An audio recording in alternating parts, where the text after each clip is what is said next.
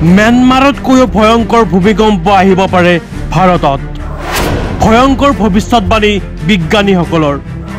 সংকিত বিজ্ঞান মহল কিছুদিন পূৰ্বে ভয়ংকৰ ভূমিকম্পই জোকাৰি গৈছিল म्याনমাৰ থাইলেণ্ডকে ধৰি কেইবাখনো দেশ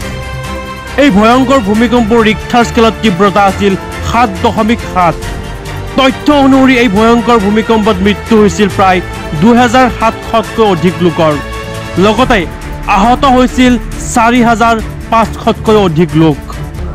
ভাৰতবাসীক সাৱধানবাণী দিছে একাংশ বিজ্ঞানীয়ে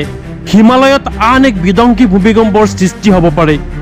ইয়াৰ ফলত উত্তৰ ভাৰতত যথেষ্ট ক্ষতি হোৱাৰ সম্ভাৱনা আছে বুলি জনাইছে বিজ্ঞানীসকলে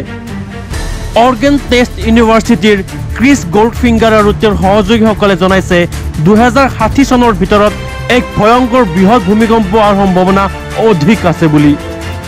যদিহে এই ভূমিকম্প আহে তেন্তে ভাৰতবৰ্ষৰ ভিন্ন প্ৰান্তত অত্যাধিক ক্ষতি হ'ব পাৰে বুলি জনাইছে বিজ্ঞানীসকলে নিউজ ডেস্ক ৰিপৰ্ট এনি টক্স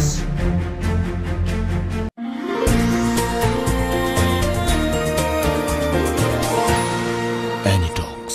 সতৰ বিপৰীতে ৰাইজৰ স্বাৰ্থ